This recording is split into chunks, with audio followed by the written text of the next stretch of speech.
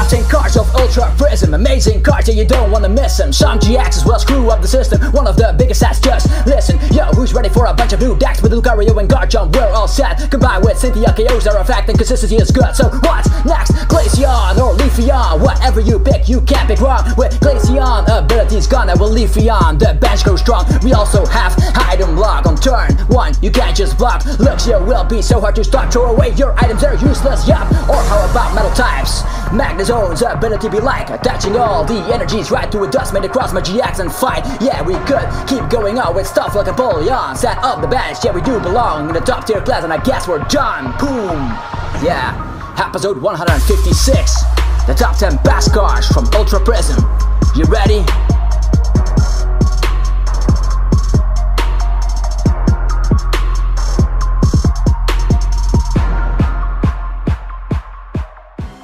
What's up YouTube, it's Luxio here and welcome to episode 156 on my channel, where we're gonna talk about the top 10 best cards from the Ultra Prism set, so buckle up. And if you want a full detailed set review, go check out the video I did with Professor K from the Pokemon Evolutionaries. He's a really nice dude and we did a full set review there of 80 minutes of the Ultra Prism set, so definitely go check that video, it will be in the description below. With that aside, we are also gonna talk about some runner-ups that did not make the list, so yeah, prepare yourself. I'm gonna just go over them a little bit quicker than we're gonna do with the top 10. So runner-ups here, we have Dialga GX, an interesting GX Pokemon that can just allow you to go twice in a row with his GX move, so definitely an interesting card. Prism Cyrus also didn't make the list quite yet. It did receive an errata because it stated that you have to have a water or a metal Pokemon in play. That is incorrect. You'll have to have a water or a metal type Pokemon in the active position in order to activate its effect. So what does the Prism Cyrus do?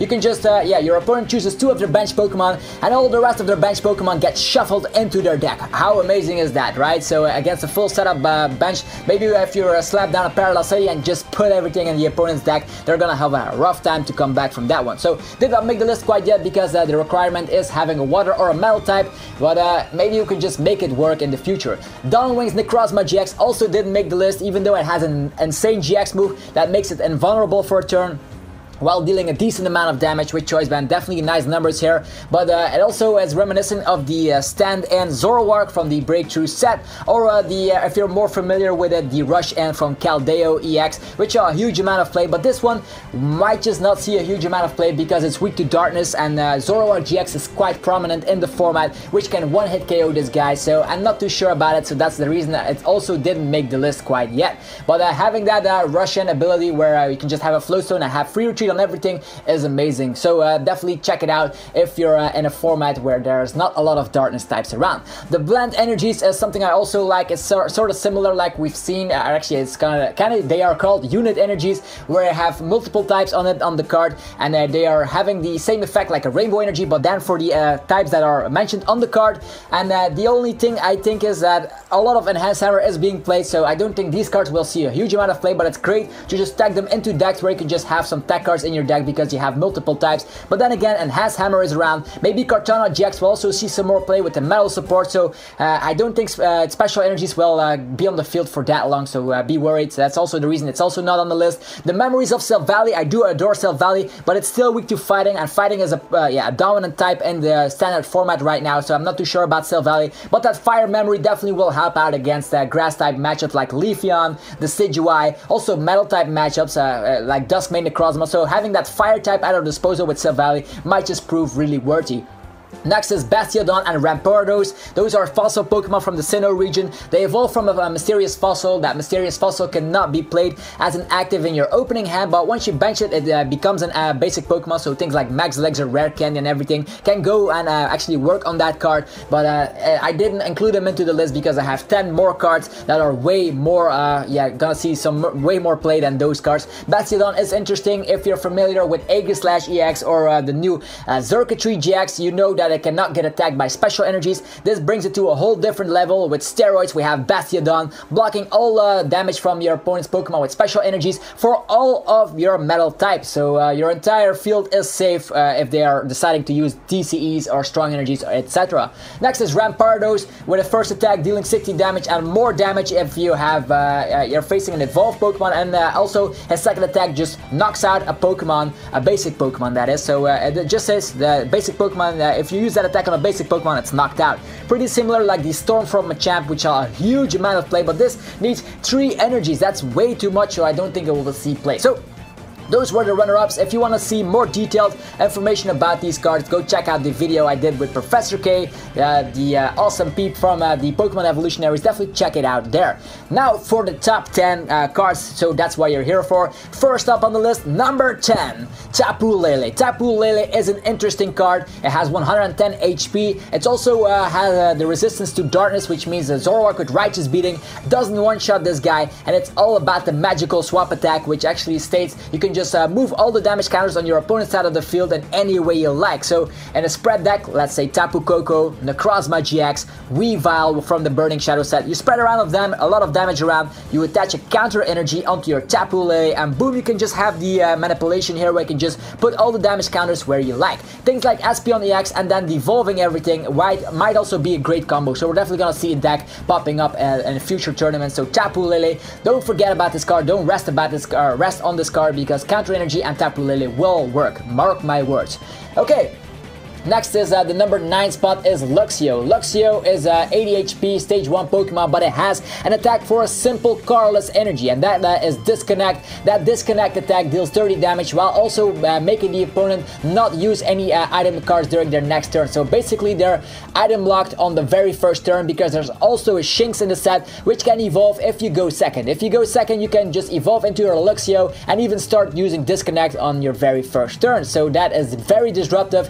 I put it on the number 9 spot because I am not sure about the deck in general, because a lot of people are just playing fighting Pokemon and they can simply knock out Luxios, even though there is a Luxray around with a bunch of HP and it has a great ability of reducing the damage output by 30 before applying weakness and resistance, which is a huge deal here. It also has free retreat, so you can just evolve into your Luxray and then have your Shining Celebi from the premium collection box from Shining Legends out, and then you can use the attack of Luxio once more. So item lock, huge HP, but does need a little bit of setup. The good news is if they are item locked and the opponent bricks on the very first turn, they're done for. The bad thing is that they can just this can only happen on the very first turn. So if you go second, let's say the opponent goes second, or actually goes first, he's gonna use Tapu Lele, Bridget, get their setup, and if they have Zoroark GXs in play, they're gonna trade into the stuff they need. So item lock is not that prominent as it used to be, so we'll have to wait and see. Next up is Palpat on the number 8 spot.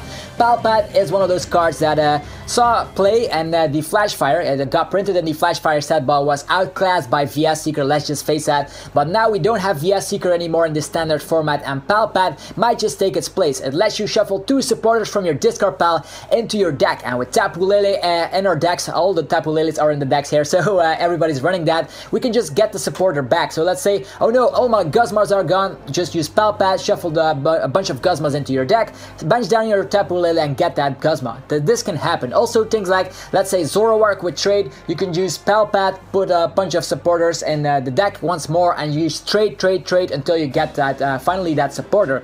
Another thing I see working here is with Cynthia, because there's gonna be a deck which I'm gonna talk about later in the video that will rely on Cynthia, so shuffling that Cynthia card back in the deck is never bad. So maybe Palpat might be an inclusion in every deck as a one-off, unless people are still playing Puzzles of Time. If Puzzles of Time gets rotated up, people will grab to that Palpat, mark my words. Next up is the number 7 spot, Empoleon. Empoleon is a huge beast here because it has a ton of HP. If you can just look at this card, it has 160 HP. A weakness to lightning is very nice because nothing in this format is a pure lightning deck. That might just change in the future, but let me just say this is a very good typing to be water type. Also weakness to lightning is something you can just disregard, and that total command I'm a big fan of Total Command because it deals 20 damage times the number of each of your bench, or actually each player's bench. And total, if the opponent has 5 Pokemon on their bench and you have 5 Pokemon on your bench, you actually deal 200 damage. And expanded, it gets even more crazy.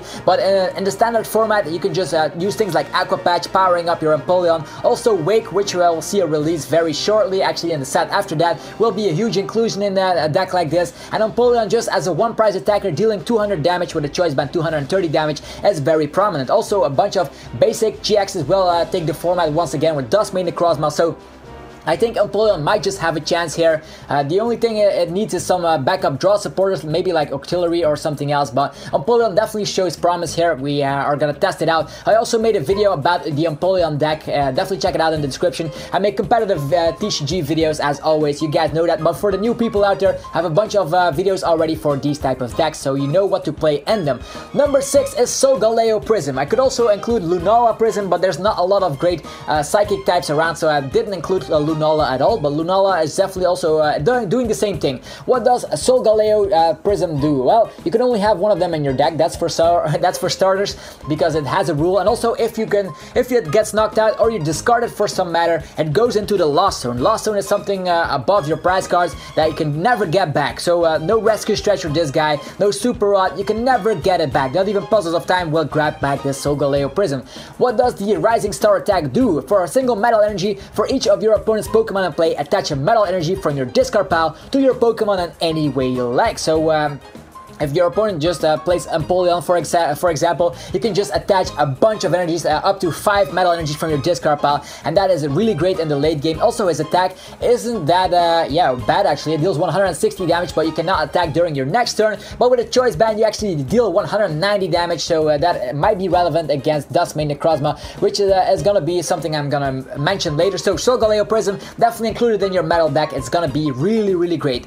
On the number 5 spot, I actually put 2 cards here. We have Lucario and Garchomp because they're gonna form a deck together. Also made an episode about this particular deck, so definitely check that out. Lucario can just grab any card from your deck with that ability, Aura Sphere. That only works if you have a Garchomp in play, and it also deals 70 damage. Not too shabby. What we're gonna mainly use it for the ability. A 2-2 line of Lucario and then Garchomp. Garchomp is a dragon type Pokemon that can deal 200 damage. Why is that? If you play the Cynthia during your turn for a fighting energy and a DCE, you can just start racking everybody, because with Champion's Blade you deal 200 damage. With Choice Band, that's 230, a perfect number here. It's too bad that it's a dragon type, but there will be a fighting type released of this specific card in the following set, so definitely look on the horizon for that card, because Garchomp, Lucario might just take the format by storm. It's gonna be one of those decks that when you get a Lucario out, you can just grab any card from your deck during your turn, and that can be really helpful. Let's say, oh, I need a Guzma, use Lucario, poof, you get the Guzma. I need a rare candy, use Lucario, poof, you have another Garchomp in play. So this deck is gonna be really deadly, because you can always get that Cynthia back from your deck in order to activate that Champion's Blade. And another note here is that Garchomp also snipes, and it has free retreat. So what else do you want in the Champions deck, right? Next up, the number 4 spot is Leafeon GX. Leafeon GX is a great Pokemon. Also made a video about Leafeon GX. I made a video about almost all of these cards, so definitely check them out. There will be a playlist in the description below. So Leafeon GX, 200 HP, weak to fire, 2 retreat cost, whatever. You've seen it before on evolutions in general, but this is amazing because Grand Bloom GX for a single grass energy lets you evolve every single basic Pokemon of your bench. So let's say you use Bridget on the first turn, get a couple of Rowlet into play. You can just bang, search your deck and evolve all of them on your very first turn if you go second, because Eevee from the Sun and Moon base set can evolve on the first turn if you attach a grass energy onto it. And it also has an attack, a straight up 110 damage. It's not too shabby, and it heals 50 damage once during your turn. If this Leafeon is active, poof, you can heal 50 damage of one of your Pokemon with an energy attached. So not too shabby here. Leafeon on the number 4 spot. And now we're heading into the top 3 here. The top 3 cards for the Ultra Prism set that you have to look out for, in general here, the number 3 spot is divided with 3 cards because they're actually gonna form a deck together. We have Magnezone with 150 HP, having the ability sort of similar like Ambor or the Blastoise of the past, where you can just attach as many energies from your hand as you like, but this time for metal types. It also is similar like the Breakthrough Magnezone, with which did the exact same thing for lightning energies, but this time for metal energies. And why is this so good? We have the Dusk Mane Necrozma. This is prolonging here on the number 3 spot. Dusk Mane Necrozma, 190 HP for God's sake, and it also has resistance to Psychic. Not that it matters too much. It is weak to fire, so maybe Volcanion will see a big rise in play, because both Dusk Mane Necrozma GX is weak to fire and Leafeon GX is weak to fire. But there's also another card in the format that fire people will be very afraid of. So talking about Dusk Mane Necrozma here, Claw Slash, 60 damage. You've seen this on a bazillion cards. It's not that great for 3 cards energies. You want to use the attack Meteor Tempest, 220 damage. You have to discard 3 energies from this Pokemon, but you can get them back with Mount Coronet. Mount Coronet is also being paired in the number 3 spot here, because with this you can grab 2 energies from your discard, 2 metal energies from your discard back into the hand, and with Magnezone you can just attach them right away. So in this particular case, this deck will be one of the top decks that comes out of Ultra Prism, because the synergy is there. Get Magnezone, a bunch of energies onto Dusk Mane Necrozma, one-shot everything, get the energies back with Mount Coronet, and you have a great deck. It's a GX move, is also something crazy. Sun's Eclipse GX rather. It deals 250 damage, and you can only use this attack if you have more prize cards left than your opponent, which is not that hard to do. Promote your Solgaleo Prism card, let it be knocked out while you just set up, and then you can strike with your Dusk Mane Necrozma. Definitely on the number 3 spot here. I love that GX Pokemon so much. Now on the number 2 spot, we have Glaceon GX, another GX from the set, the Freezing Stare ability. That's what the card is all about. It's weak to metal, so it will get demolished by metal decks around, and it also has a 2 retreat cost, so as every evolution almost has that 2 retreat cost, but nevertheless this card will see a huge amount of play, because it shuts down every ability of GXs and EXs. Let's say Wonder Attack, scratch that. Trait of Zoroark, scratch that. Bloodthirsty Eyes, scratch that. A bunch of abilities will be shut down with that Freezing Grace, as long as you have Glaceon EX, actually GX, in the active position.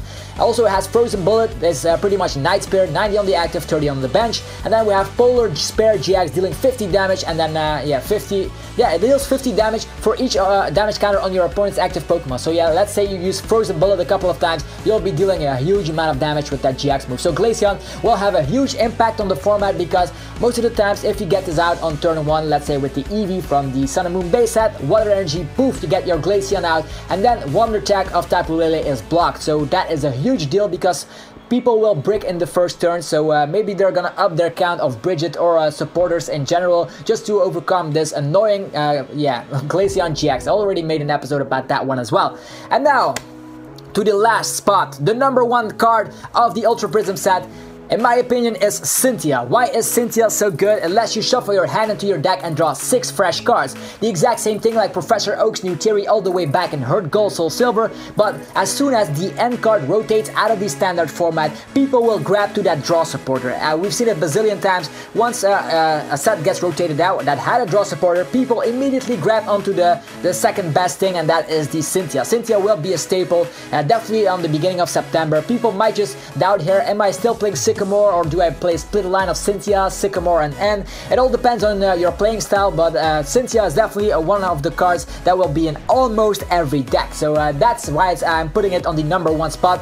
If you don't agree with my list, that's fine. There's a comment section where you can just post your top 10 cards of the Ultra Prism set. And this was another episode. I hope you guys had a blast with this episode. I actually having a ton of fun checking out the Ultra Prism cards, and in 2 days we're gonna open up an Ultra Prism booster case. Hopefully I will be able to pull a bunch of these amazing cards. So as mentioned, post your list in the comment section below. If you enjoyed the video, destroy the like button as always. You know I always appreciate that, and I will see you guys soon enough with more Pokemon TCG content. Subscribe for more. Thanks again for watching. Peace out.